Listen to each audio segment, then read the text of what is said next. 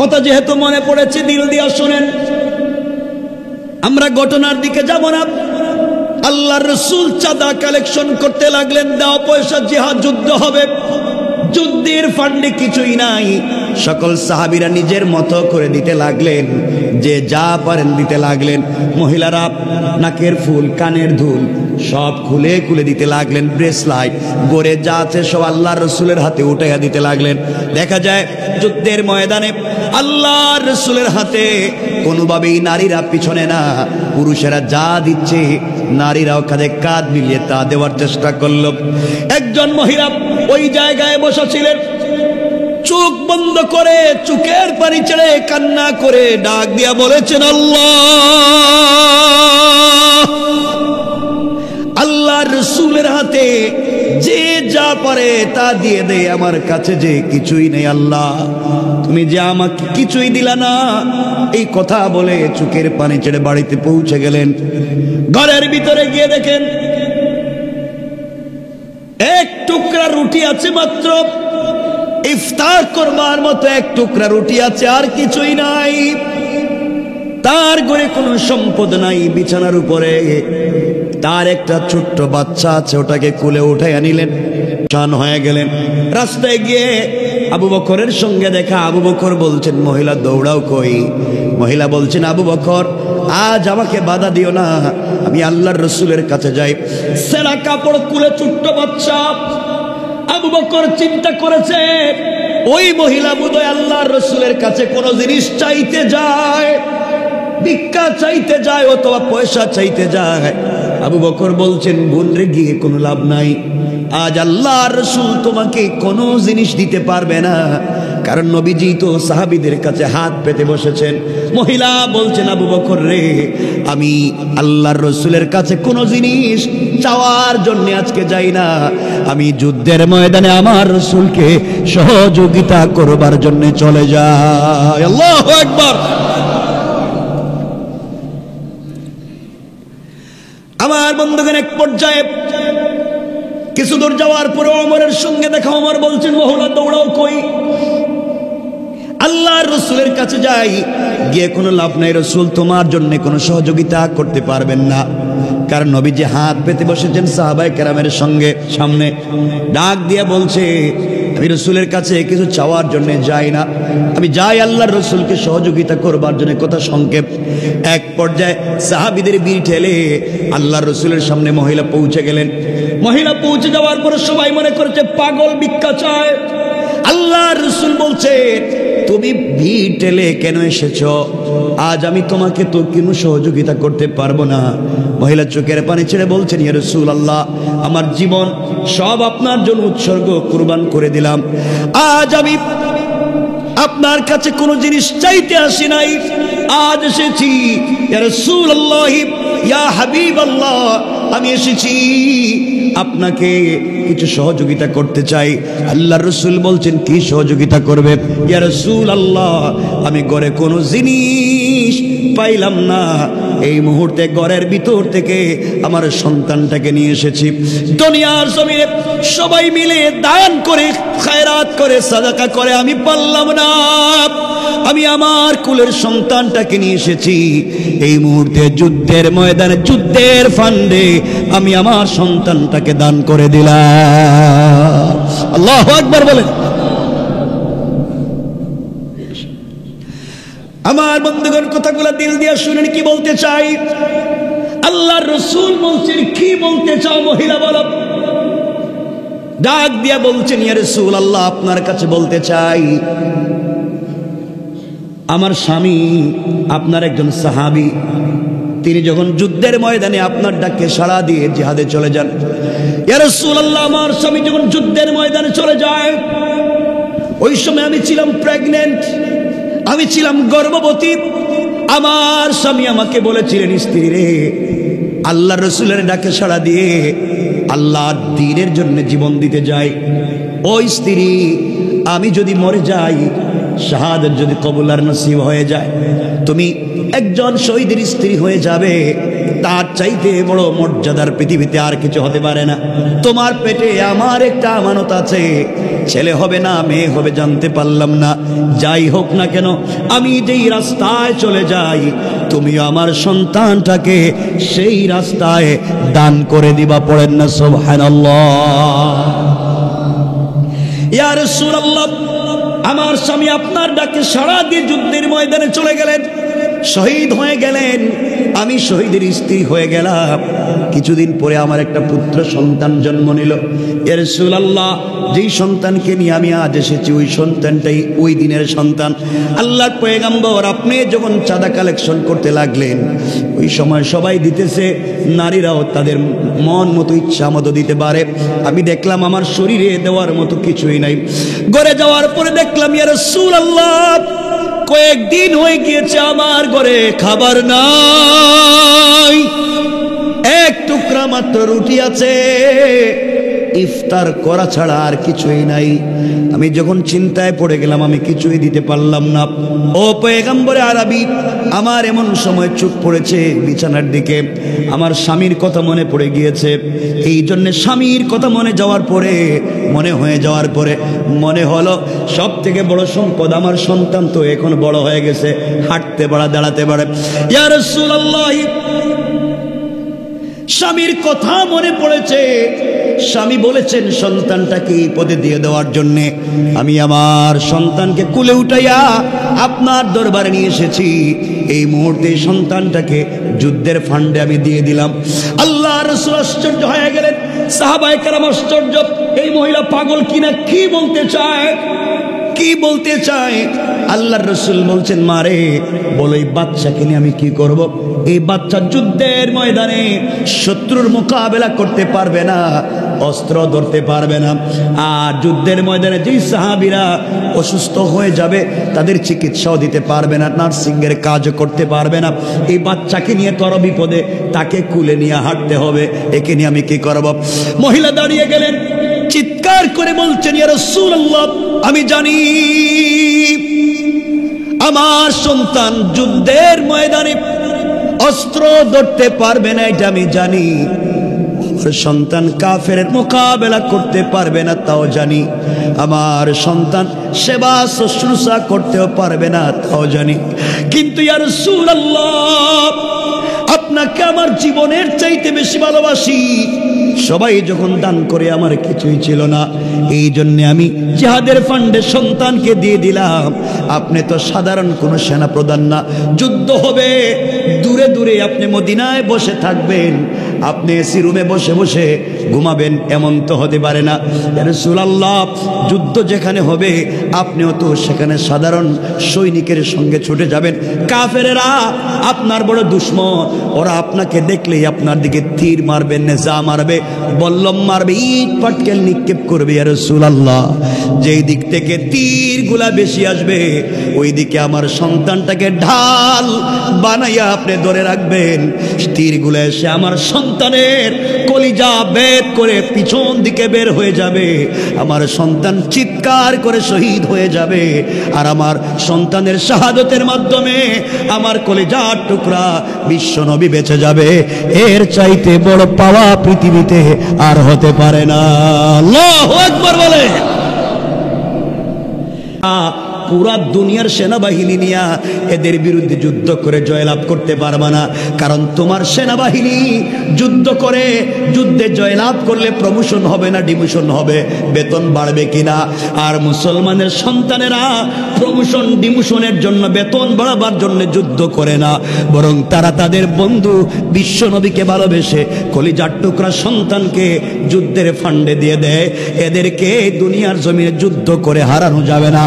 আজ যদি এই মুসলমানের জাতি দাঁড়িয়ে যায়, আজ যদি সিংহের জাতি দাঁড়িয়ে যায়, এই বাংলাদেশের সার্বভৌমত্বের বিরুদ্ধে যারা হুমকি দেয়, উস্কানি দেয়, মিথ্যা কথা বলে, প্রোপাগান্ডা করে বাংলাদেশের বিরুদ্ধে, এই দেশের জওয়ানেরা আজও দাঁড়িয়ে গেলে পৃথিবীর কোনো কাফেরের ক্ষমতা নাই চোখ তুলে তাকাবা। এই কথা আমাদেরকে মনে রাখতে হবে। আমরা তো সেই জাতি, আজকে আমরা সিংহের জাতির থেকে ছাগলের জাতি বসে আছি। আমার বন্ধুগণ, আমরা তো এমনই ছিলাম, আমরা এমনই থাকতে চাই। আমি এই কথাগুলো আজকের এখানে বলতে চাই না। মনে রাখবেন, যে যে দল করেন কোনো আপত্তি নেই, যার যা ভাল লাগে এটা আপনার পার্সোনাল ব্যাপার, করেন, কোনো আপত্তি নাই। কিন্তু বাংলাদেশটা সকলের, আমার আপনার সকলের, যে ছোট লোক বড় লোক সকলের এই দেশ, এই সুজলা সুফলা শস্য শ্যামলা স্বচ্ছ সুপ্রজ্জ্বল সোনার বাংলাদেশ 56,000 বর্গ মাইল, এটা আমাদের কলিজার টুকরা মানচিত্র। এর দিকে যদি কেউ চোখ তুলে তাকায়, তার চোখ জায়গায় থাকবে না। আমরা তাদের অস্তিত্বকে বিলীন করে দিতে পারি। এজন্য তোমাকে আমাকেই সোচ্চার হতে হবে, দাঁড়াতে হবে। দেশটা আমাদের কলিজার টুকরা, এটা অংশ আমাদের। আমার বন্ধুগণ, এই জন্য আমাদেরকে দিন জিন্দা করতে হবে, দিলের ভিতরে দিনের প্রতি ভালোবাসা তৈরি করতে হবে। সাহাবায়ে কারাম যেমন করেছিলেন। আপনাদের কষ্ট হচ্ছে? কথাগুলো দিল দিয়ে শুনবেন, যে কথার দিকে নিয়ে যেতে চাই। আমাদের সাহাবীরা কেমন ছিলেন, রাসূলের পাকের কলিজার টুকরা প্রিয় সাহাবী, আমাদের নেতৃস্থানীয় ব্যক্তিরা কেমন ছিলেন, সব যেন সোনালী অতীত হয়ে গিয়েছে। তারা ইনসাফ কায়েম করেছে।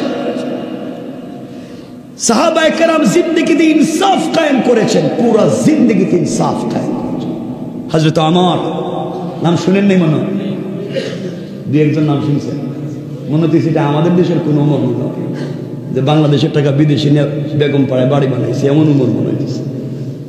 এমন ওমর না, রাসূল পাকের কলিজার টুকরা সাহাবী। চিন্তা করেছে, যে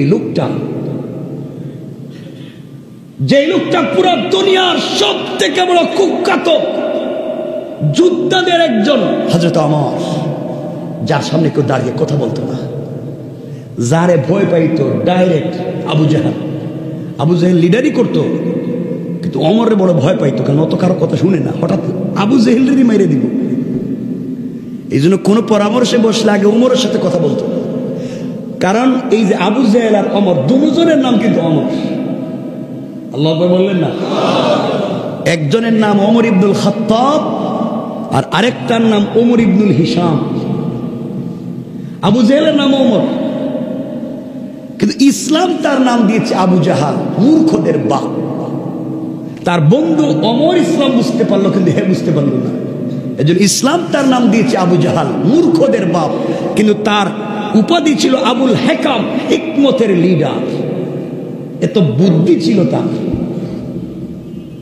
ইসলাম তার নাম দিয়েছে, বলেন না, আবু জাহাল, মূর্খদের বাপ। যে কথা বলতে চাইলাম, হযরত ওমর কি ইনসাফ কায়েম করতেন, যার নাম শুনলে আল্লাহ রসুল বলছেন, ওমর যদি তোমার নাম কোথাও শোনা যায়, শয়তানের লিডার যেটা, অরিজিনাল শয়তান যেটা, ডাইরেক্ট তোমার দেখলেই রাস্তা ছেড়ে চলে যায় না। আলহামদুলিল্লাহ আরো পরে কইেন, আল্লাহু আকবার বলেন। রাসূল পাক ইসলাম একদিন মসজিদ থেকে সালাত পড়ে বাইরে হইছেন, খুব দ্রুত হাঁটতেছেন, সামনে দেখেন শয়তান আসতেছে, একবারে টাটকা যেটা, নির্ভেজাল, একবার ফরমালিন ছাড়া অরিজিনাল যে শয়তানটা, মেইন শয়তান, মানুষের সুরত দিয়ে আইতেছে, অরিজিনালটা।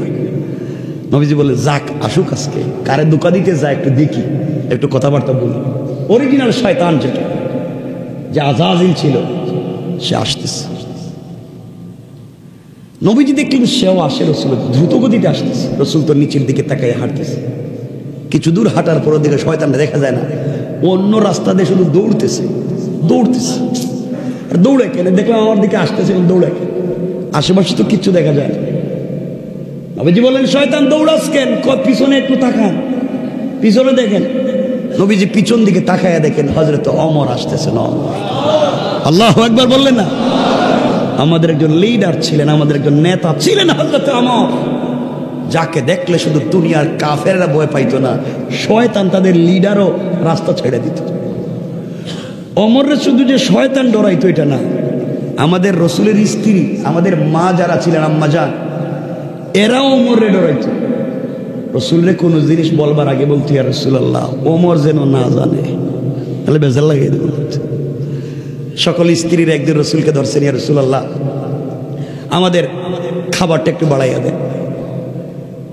আর আপনি যেদিন আয়েশার ঘরে থাকেন ওই দিন সাহাবীরা বেশি বেশি হাদিয়া তুফা পাঠায়, আমাদের ঘরে থাকলে কম পাঠায়, আপনি বলে দিবেন সবার ঘরে সমান দিতে। নবীজি বললেন কে হাত দিয়ে দিব কে দিব এটা কিন্তু আমি জানি না, কার ঘরে থাকলে দিবে না দিবে আমি তো জানি না, এখন আমি কারে কি বলতাম। কয় না আপনি বলা লাগবে, আপনি বলা লাগবে আমাদেরকে সমান করে, সবার ঘরে যেন সমান করে হাদিয়া দেয়।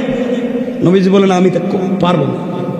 নবীজির মেয়ে হযরতে ওমরের মেয়ে হাফসাও ছিলেন, তিনি বলছেন ইয়া রাসূলুল্লাহ আমরা সবাই কিন্তু ঐক্যবদ্ধ, আমাদের কথা শুনতে হবে। হঠাৎ রাসূল শুনেন দরজায় সালাম দিতেছে। নবীজি বুঝলেন হযরত ওমর, দরজা খুলে দিলেন, পিছনে তাকিয়ে দেখেন স্ত্রী একজনও নাই, সব ভিতরে। ওমর এসে বলছেন ইয়া রাসূলুল্লাহ আমি কার কথা শুনলাম? আমার মেয়ে। ভিতর থেকে মেয়ে বলতেছেন আম্মা জান হাফসা, বাবা আমি কিছু কই নাই, আমরা কিছু কই নাই, রাসূল যা দিবে তাতেও রাজি। ওমর বলছেন ইয়া রাসূলুল্লাহ এরা যদি উল্টা পাল্টা করে সব একসাথে তালাক দেয়।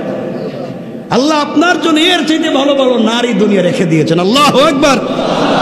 ভিতর থেকে আম্মা জানেরা বলছেন ইয়া রাসূলুল্লাহ আমাদের কিচ্ছুর দরকার নাই, যা আছে তা না দিলেও চলবে, কিন্তু ওমরের কথা আপনি শুনলেন না। তো ওমর তো এমন ছিলেন, আমাদের লিডার তো এমনই ছিল, হযরত ওমর ফারুক তেমন ছিলেন।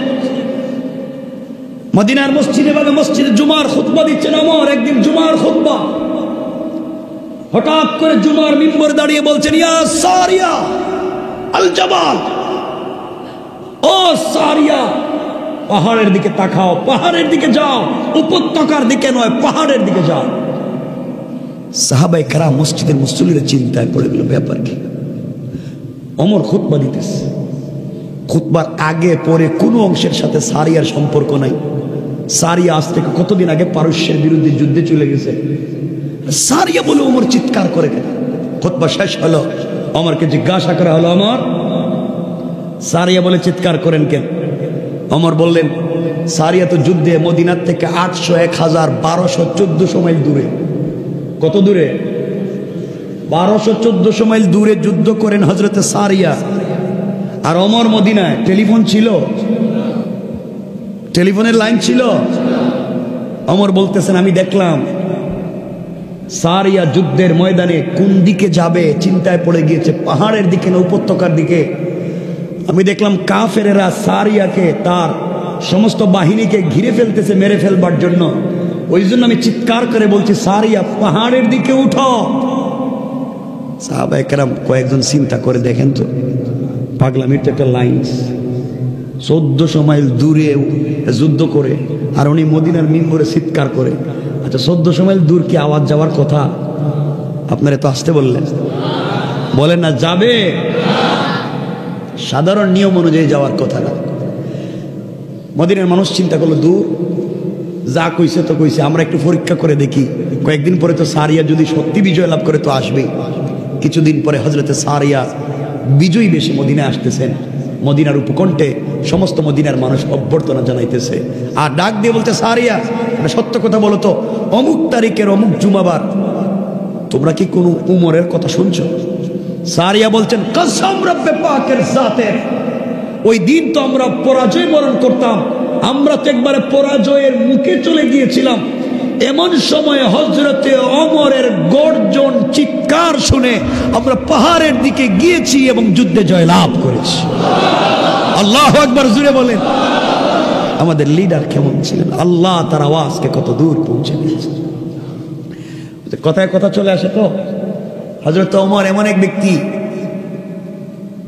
ওমর তো এমন এক ব্যক্তি, রাতে কে কি স্বপ্নে দেখে ওমর দিনে বলতে পারে। বিশ্বাস হয় না? আসতে বলেন, বিশ্বাস হয় না?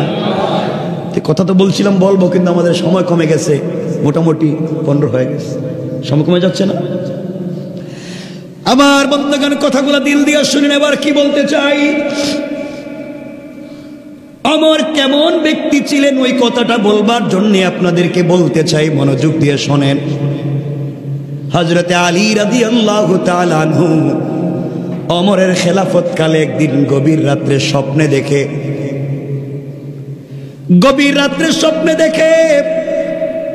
হযরতে আলী স্বপ্নে দেখেন রাসূল সাল্লাল্লাহু আলাইহি ওয়াসাল্লাম মসজিদে নববীতে ফজরের সালাতের ইমামতি করতেছেন। হযরতে আলী সবার পিছনে মসজিদে নববীতে ফজরের সালাত পড়তে গেলেন। গিয়া দেখেন নামাজ এক রাকাত শেষ, আলী সবার পিছনে নামাজ শেষ করে বসে গেলেন। স্বপ্নে দেখেন একজন মহিলা তার গাছের তার বাগানের প্রথম খেজুর এসেছে, খেজুরগুলা নিয়ে আলীর হাতে দিয়ে বলছে, আলী এগুলা বিশ্ব নবীর হাতে উঠাইয়া দাও, তিনি যেন খান, মসজিদের মুসল্লিদের মধ্যে বন্টন করে দেন। এটা আমার বাগানের প্রথম খেজুর এসেছে, বাগানে যেন বরকত হয়ে যায়। হযরত আলী বলেন, আল্লাহ রসুলের হাতে দিলাম, সকলকে তিনি বন্টন করে দিলেন, আমাকেও একটা খেজুর দিলেন। স্বপ্নে দেখেন আলী, স্বপ্নে দেখেন আল্লাহর রসুল তাকে একটা খেজুর দিয়েছেন, আলী সেই খেজুর মুখে নিয়ে চাবাচ্ছেন। এমন সময় বাস্তব মদিনার মসজিদের আজান হয়ে গিয়েছে, তার ঘুম ভেঙে গিয়েছে।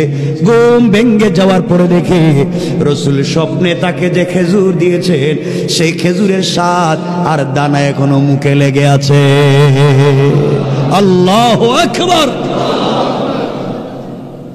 হযরত আলী বলেন, তাড়াতাড়ি উঠে গেলাম, অজু করে মসজিদে নববীতে ফজরের সালাতের জন্য পৌঁছে গেলাম। গিয়ে দেখি হযরতে ওমর মসজিদের ভিতরে ফজরের সালাতের ইমামতি করে। আমি তার পিছনে নামাজ দাঁড়িয়ে গেলাম। নামাজ শেষ হয়ে গেল, সবার পিছনে আমি বসে আছি। এমন সময় একজন মহিলা কিছু খেজুর নিয়ে এসে বলছে, আলী এই খেজুরগুলা তুমি হাতে নাও, আমিরুল মুমিনিন আমাদের খলিফার হাতে উঠাইয়া দাও, তিনি যেন খান, সাথীদের মধ্যে বন্টন করে দেন। আমার বাগানের প্রথম খেজুর এসেছে, তিনি যেন একটু দোয়া করে দেন। হযরত আলী বলেন, খেজুরগুলো হাতে নিলাম, বাস্তব হাতে নিলাম, ওমরের হাতে উঠাইয়া দিলাম, আর বললাম, ওমর এগুলো আপনি খান, সবার মধ্যে বন্টন করে দেন, মহিলার বাগানের জন্য দোয়া করবেন। ওমর সবাইকে বন্টন করে দিলেন, আলীকেও একটা খেজুর দিলেন। আলী খেজুর মুখে নিয়ে বলছেন, ওমর রে খেজুরের তো চমৎকার স্বাদ রয়েছে, আমাকে কি আরেকটা খেজুর দেওয়া যায় না? আমি আপনার কাছে আরেকটা খেজুর চাই। হযরত ওমর দাঁড়িয়ে গেলেন আর বলছেন, আলী শোনো, আল্লাহর রাসূল তোমাকে রাত্রে একটা খেজুর দিয়েছেন, আমি তোমাকে দুইটা দিতে পারি না। আল্লাহু আকবার বলে, ওমর আল্লাহর রাসূল তোমাকে একটা দিয়েছেন, আমি কেমনে দুইটা দিব? আলী সাজদায় পড়ে চিৎকার করে কাঁদতেছে, ওমরকে জড়ায় বলছে, ভাই আমি কি স্বপ্নে দেখলাম, শুধু স্বপ্নে দেইকা নামাজে আসছি, কারো কাছে তো বলি নাই, তুমি কেমনে জানলা? আল্লাহু আকবার বললেন না? আর জোরে বলেন না আল্লাহু আকবার। চিন্তা করেন তাদের ঈমান কেমন ছিল। আর আমাদের ঈমান তো 500 টাকা দিলেই চেঞ্জ হয়ে যায়। কথা বলেন না কেন?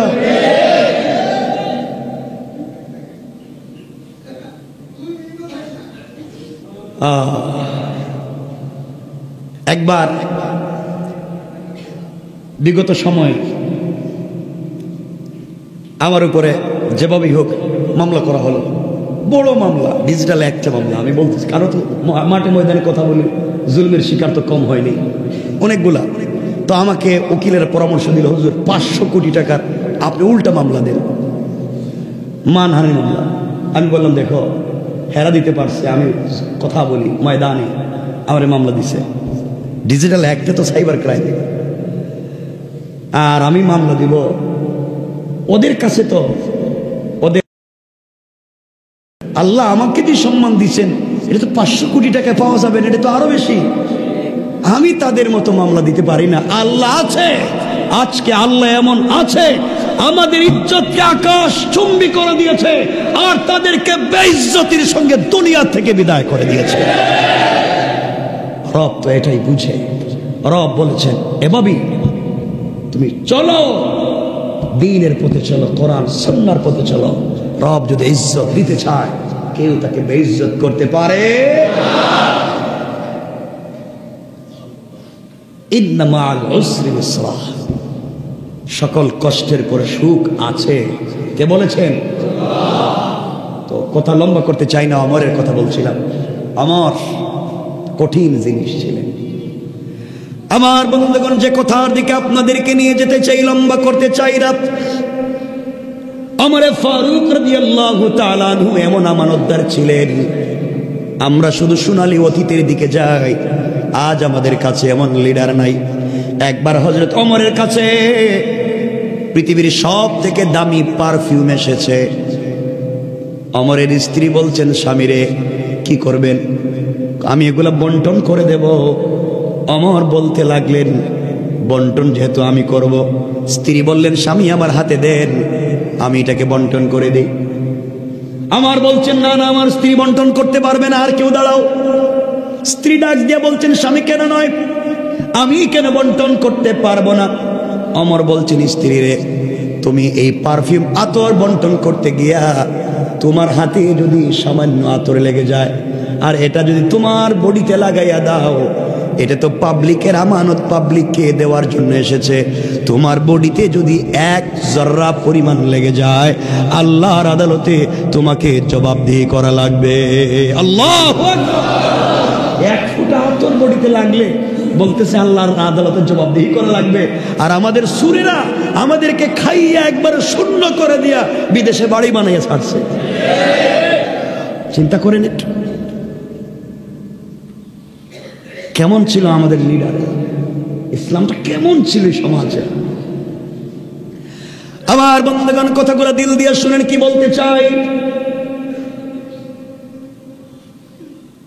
এই অমর কেমন ছিলেন সংক্ষেপ করে করে বলে যাই, লম্বা করতে চাই না, যে যদিও আমাদের সময় অনেক আছে। অসুবিধা হইতেছে না আপনাদের?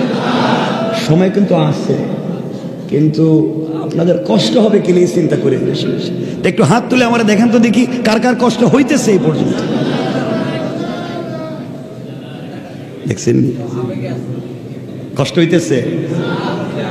হইলে একটু দাঁড়াবেন, একটু বসবেন। তাও আমি তো যত কম বলবো আমার লাভ, লাভ না? তাড়াতাড়ি চলে গেলাম, ওয়াজ অনেক দূরে, আজকে যাওয়া লাগবে অনেক দূরে, তাড়াতাড়ি চলে যাবে। কিন্তু আমার তো যত কম বলা যায় ততই লাভ।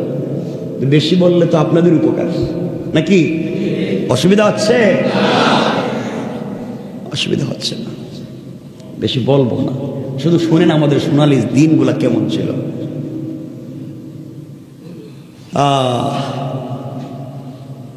এক মিনিটে ঘটনা বলছি না, আমাদের সোনালী অতীত এমন ছিল। সাহাবায়ে কেরাম যুদ্ধে গেছেন আরব থেকে আজম আফ্রিকায় গিয়া, শুনেন মুসলমানরা কয়েকশো আর কাফেররা 10 থেকে 50,000।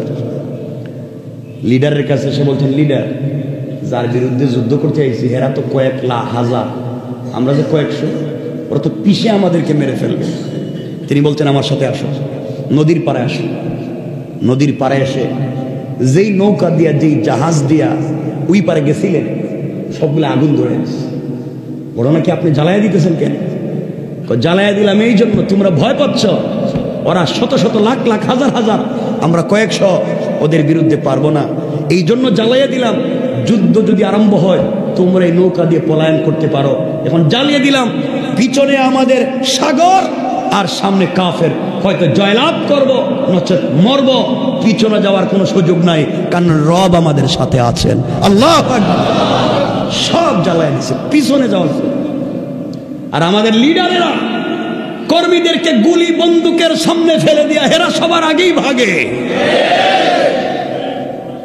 এরা নাকি লিডার হইছে। চুরিরও তো একটা লিমিট থাকা দরকার। আমার বন্ধুগণ, হযরত ওমর ফারুক রাদিয়াল্লাহু তাআলা আনহু কথা বলছিলাম, কেমন ছিলেন হযরত ওমর। এক পর্যায়ে একদিন, আপনারা জানেন হযরত ওমর মাঝে মাঝে মানুষের খবর নিতেন না, নিতেন না? বলেন না, খবর নিতেন। একদিন বাইরে হইছেন গভীর রাত্রে পাবলিকের খবর নিতে, শুনছেন আপনারা? আমি মিলাবার জন্য শুধু বলছি। আমার গভীর রজনীতে বের হলেন, কিছু দূর যাওয়ার পরে শুনেন দুইটা মহিলার কণ্ঠ তার কান পর্যন্ত সেদ করলো, বেদ করলো। মা বলতেছে, মেরে দুধের মধ্যে একটু বেশি করে পানি মিশা, বাজারে বিক্রি করা লাগবে। মেয়ে বলতেছে, আম্মা জান, এই রাষ্ট্রের খলিফা ওমর জানতে পারলে মাথা জাগায় রাখবে না। মহিলা বলতেছে, ওমর দেখতেছেনি, এই গভীর রাত্রে ওমর কোথায় আছে সে তো দেখতে পায় না, তুই দুধের মধ্যে পানি মিশা। মেয়ে বলতেছে, আম্মা জান, আমি দুধের মধ্যে কেমনে পানি মিশাতে পারি? ওমর না দেখলেও তো ওমরের সৃষ্টিকর্তা আল্লাহ দেখতে পায়। এই বিশ্বাসটুকু ঢুকাতে চায়। রব দেখতে পান। এই যুগে তো দুধে পানি মিশাইত, আর আমাদের যুগে পানিতে দুধ মিশায়। কথা বলেন নাই? পানিতে দুধ মিশাই বিক্রি করে দেয়, এটা উল্টো হয়েছে কি? আমার বন্ধুগণ, আমার তার খাদেম আসলামকে বলছেন, আসলাম রে এই বাড়িটা মার্ক কর, সকালে আসা লাগবে। আসলাম বাড়িটাকে মার্ক করে রাখলেন। ফজরের সালাতের পরে হযরত ওমর তার সন্তানকে বলছে, সন্তান আয় এখানে এক জায়গায় যাই। আব্বা কই যাইবেন? কই তোরে বিয়া করামু। আল্লাহু আকবার বললেন না? আরে ওর তো জানেন বাংলাদেশের লিডারের কথা কই না, পুরা পৃথিবীর অর্ধেকের লিডার। আল্লাহু আকবার বলেন না? পুরা পৃথিবীর অর্ধেক, যার রাজ্যে সূর্য ডুবে না, এই ওমরের কথা বলতেছি। সকালবেলা ছেলেরা কয় আয় তোরে বিয়ে করাবো। আব্বা আমার আবার কইলিয়েছে, কয় আস না। যাইতে যাইতে গভীর রাত্রে মরুভূমির সেই ভাঙ্গা ঝুপড়ি ঘরের দরজায় পৌঁছে গিয়েছেন। দরজা নক করে বলছেন, বলেন না এই ঘরের ভিতরে কে আছেন? মহিলা বের হয়েছে। জিজ্ঞেস করলেন, গতকালকে আপনারা দুধ আর পানি নিয়ে যে কথা বলছেন সব আমি শুনছি, আমি ওমর। মহিলা বলছে, হুজুর ভুল হয়ে গেছে, শুধু মাথাটা জায়গায় রাখে। ভুল হয়ে গেছে, ভুল করে ফেলেছি, মাথাটা ঠিক রাখেন, আর কিছু দরকার নাই। আমার বলছেন মাথা ঠিক থাকবে কিনা পরে দেখবো। বলো তোমার মেয়েটা কোথায়? হুজুর মেয়েটারও মাইরেন না, আমারে মাইরে ফেলেন। মেয়ে ভুল করে নাই, মেয়ে তো আমারে বুঝাইছিল, ভালো কথা আমি শুনি নাই। আমার বলছেন মেয়েটাকে নিয়ে আসো। মেয়েটা বের হয়ে বলল, খলিফাতুল মুসলিমিন দুষ্টা, কারণ আমাদেরকে ক্ষমা করে দিন, ভুল হয়েছে। আমার তার মাকে বলছেন, মা শুনেন আপনার মেয়েকে কি বিয়ে দিছেন? না এখনো বিয়ে দিতে পারিনি, গরিব মানুষ, ঝুপড়িঘর, আমরা মরুভূমিতে দুধ বিক্রি করে থাকি, আমার মেয়েকে কে বিয়ে করবে?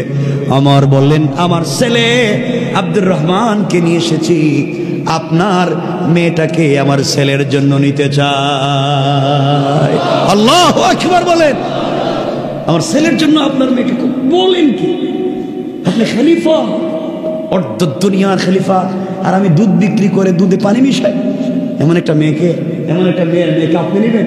আমার বলছেন, দেখো তোমার মেয়ের যে আমানতদারি কালকে রাত্রে আমি চিন্তা করে পাই নাই, সে তো তুমি দুধে পানি মিশাবার কথা বলছো, মেয়ে তো মিশাই নাই। আমার ভয় দেখিয়েছে, শেষ পর্যন্ত আল্লাহর ভয় দেখিয়েছে। যেই মেয়ের ভিতরে অন্ধকার রাত্রে আল্লাহর ভয় থাকে, তার চাইতে ভদ্র ভালো মেয়ে আর হতে পারে না। এই মেয়েটাই আমার দরকার। এই মেয়ের বংশ থেকেই জন্ম নিয়েছিলেন এই পৃথিবীর বড় একজন খলিফা উমর ইবনে আব্দুল আজিজ। আল্লাহু আকবার বলেন। আলোচনার শুরুতেই বলছিলাম, পরিবার যদি সুন্দর হয়, ঘর যদি সুন্দর হয়, এমন সন্তান জন্ম নিতে পারে। আজকাল আমাদের পরিবারগুলো সুন্দর না, এই জন্য এমন সন্তানগুলোও জন্ম নিচ্ছে না। এই জন্য এমন দরকার আছে না নাই? আছে না নাই? একজন খলিফা, খলিফা বুঝতেছেন না আপনারা? অর্ধ জাহানের খলিফা, সুপার পাওয়ার। এই হযরত ওমরের কথা বললাম, তারা সম্পত্তি জমাও করতেন না, গণনাও করতেন না। শুনেন, ওমর ফারুক রাদিয়াল্লাহু তাআলা আনহু আরেকদিন রজনীতে বের হয়েছেন, তার সঙ্গে তার খাদেম আসলাম। গভীর রজনীতে পৌঁছে গেলেন এক ঝুপড়ি ঘরে। দূর থেকে শুনতে পান ছোট্ট ছোট্ট বাচ্চারা চিৎকার করে কাঁদতেছে আর বলছে, আম্মা জান আপনি কি আমাদেরকে না খাওয়াইয়া মেরে ফেলবেন? আস্তে আস্তে করে ওমর পৌঁছে গেলেন। গিয়ে দেখেন একজন মহিলা চুলার মধ্যে কি যেন রান্না করে, বাচ্চাগুলা কান্দে। জিজ্ঞেস করলেন, কে মা তুমি? চুলার মধ্যে কি জাল দাও? আমার কোলে দেখে চুলার মধ্যে কিছুই নাই, শুধু একটু পাতিলের মধ্যে পানি গরম করে। কেন তুমি এগুলা করো? মহিলা ডাক দিয়ে বলছে, যুবক, কে তোমাকে চিনতে পারলাম না। আমি কেন গরম করি এই ফয়সালা আল্লাহ করবেন কিয়ামতের দিনে আমার আর উমরের মাঝখানে। আল্লাহু আকবার বলুন। ওমর চিন্তা করে আমার সামনে দাঁড়ায় রয়েছে, আমার ফয়সালা করবো আল্লাহ। ওমর তো ভয় পেয়ে গেছে, কই কি আমি কি করলাম? কি হয়েছে মা? এই রাজ্যে আমি থাকি, ওমরের রাজ্যের খলিফা, আল্লাহর রসুল তাকে আমানত দিয়েছেন নাগরিকের খবর নেওয়ার জন্যে। ওমর গ্রামেও আসলো না, এই রাস্তাগুলা ধুলিবালিতে মরে যায়, একদিন খবর নিল না। আমার বাচ্চাগুলা প্রতিদিন না খেয়ে কান্না করে করে রাত্রে ঘুমাইয়া যায়, আর আমি এইভাবে পানি গরম করতে থাকি, খাবার হচ্ছে হচ্ছে দেখে যেন সন্তানগুলা ঘুমাইয়া যায়, এইভাবে ধোঁকা দিয়ে দিয়ে সন্তানগুলার রাত কাটাইয়া দেয়। আমি তাদেরকে কোনো খাবার দিতে পারলাম না। ওমর এই রাজ্যের খলিফা আজ পর্যন্ত খবর নিল না। এই জন্য আল্লাহর কাছে বিচার দিয়ে রাখলাম, ওই ওমর আর আমার মধ্যখানে কিয়ামতের দিন ফয়সালা হবে। আমার নিজেকে সামনে রাখতে পারলেন না, হাউমাউ করে কাঁদতে লাগলেন। কিছু দূর এসে বালির মধ্যে সিজদায় পড়ে কান্না করে ডাক দিয়ে বলেছে, আল্লাহ, এই মহিলাকে আমি আবার ব্যাক করা পর্যন্ত হায়াত দেও, আমি যেন যেতে পারি। বাইতুল মালে আসলেন, রাষ্ট্রীয় কোষাগারের দরওয়াজা খুললেন। আসলামকে বলছেন, আসলাম রে, এখান থেকে আটার বস্তাগুলো আমার কাঁধে উঠাইয়া দে। আমার অর্ধ জাহানের খলিফা আসলাম, বস্তাগুলা আটার বস্তাগুলা আমার কাঁধে উঠাইয়া দে, জবের বস্তাগুলা আমার কাঁধে উঠাইয়া দে, কিছু সবজি দে, কিছু জিনিস দে। আসলাম বলছে, খলিফাতুল মুসলিমিন, আমিরুল মুমিনিন, আমি তো খেদমতের জন্য আপনার দরবারে হাজির, আপনার কাঁধে কেন উঠাবে? এগুলা তো আমার কাঁধে দেওয়ার কথা। হযরতে ওমর আসলামের কপালে চুম্বন করে বলছেন, আসলাম রে, কিয়ামতের দিনে গুনাহের বোঝা কি তুই আমার গুনাহের বোঝা কাঁধে নিবি নাকি? আমার গুনাহের বোঝা কি তুই কাঁধে নিবি? আসলাম, যে দৃশ্য চোখে দেখে এসেছি, নির্ঘাত ওমর কিন্তু আল্লাহর আদালতে জাহান্নাম থেকে বাঁচতে পারবে না রে আসলাম। আমার কোনো রাজ্যের দরকার নাই, ক্ষমতার দরকার নাই, আমি পাবলিকের নাগরিকের জবাবদিহি নিয়ে কবরে যেতে চাই না। আসলাম, আমার কাঁধে উঠাইয়া দে, আর না হয় বল কিয়ামতের দিনে জবাবদিহি তুই করবে। আসলাম ওমরের কাঁধে বস্তাগুলো উঠাইয়া দিয়েছে। ওমর হাঁটতে পারে না, এতগুলো ভার নিয়েছে। আসলাম পিছনে পিছনে যায় আর বলে, আল্লাহ,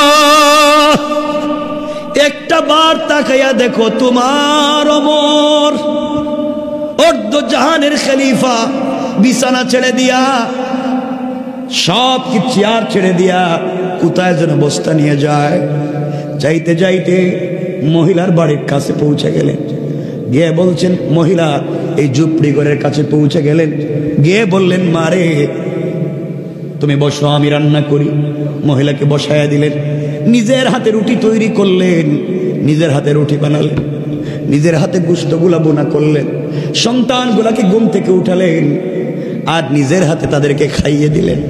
বাচ্চাগুলাকে নিজের হাতে খাইয়ে দিয়া, তাদের ঘরে সবকিছু দেয়া, বাচ্চাগুলাকে নিজের মাথায় হাত বুলে বলছেন, তোমরা আমার জন্য দোয়া করবে, আমার জন্য দোয়া করবে। মহিলা চিৎকার করে কাঁদতেছে আর বলতেছে, যুবকরে তোমাকে চিনলাম না, উমরকে যদি খলিফা না বানাইয়া আল্লাহ তোমাকে খলিফা বানাইতো, আল্লাহ যদি তোমাকে খলিফা বানাইতো, এর চাইতে বড় চাওয়া পাওয়ার পৃথিবীতে আর ছিল না। চিৎকার করে বলছেন, মা এই কাগজটা হাতে নেন, আগামীকালকে আপনি ওমরের দরবারে যাবেন, ওখানে আমি থাকবো, আপনার সব বিষয়গুলো আমি দেখব। এই বলে মহিলার কাছ থেকে বিদায় নিয়া বাচ্চারা হাত উঠে দোয়া করে আর বলছে, আল্লাহ, বাপ নাই, যেই যুবকটা আমাদেরকে আজকে নিজের হাতে খাইয়ে দিয়া 2-3 মাসের খাবার দিয়ে গেল, আল্লাহ এই যুবকটাকে আল্লাহ রসুলের সঙ্গে জান্নাত দিবা। পরের দিন সকালবেলা মহিলা তার 2-3টা বাচ্চাকে নিয়ে ওমরের দরবারে চলে গিয়েছে। ওমরের দরবারে গিয়ে দেখে যেই লোকটা ওমরের চেয়ারে বসা, সেই লোকটাই গতকালকে কান্দে করে বস্তা নিয়ে গেছে। পাবলিকরে জিজ্ঞাসা করে, বলো রে এই লোকটাকে? মহিলা বলছেন, মহিলাকে সবাই বলছেন, এর নামই তো আমাদের খলিফা। মহিলা চিৎকার করে কান্দে আর বলো, তোমরা আমারে বাঁচাও, কালকে এই যুবকের সঙ্গে যে খারাপ ব্যবহার করেছি আর বলে দিয়েছি, ওমরের সঙ্গে যে খারাপ খারাপ কথা বলেছি, ওমরকে আল্লাহর আদালতে দাঁড় করাতে চাইলাম, সত্যি যুবকটা তো ওমর ছিল। ওমর আস্তে করে মহিলাকে কাছে নিলেন, নিজের চেয়ার ছেড়ে দিলেন, বসায়া দিলেন চেয়ারে, হাতের মধ্যে চাবুক দিলেন, চাবুক দিয়া বলছেন, মা ঠিক মতো তোমার খবর নিতে পারি নাই, ওমর কেন আগে তোমার খবর নিতে পারলাম না, চাবুক তোমার সামনে রেখে দিলাম, যতক্ষণ মন চায় পিঠটা আমি খুলে দিলাম, পিটাইয়া পিটাইয়া রক্তাক্ত করে তুমি প্রতিশোধ নিবা। এরপর আমি ওমরকে কিয়ামতের দিনে আল্লাহর আদালতে আসামি বানাইও না।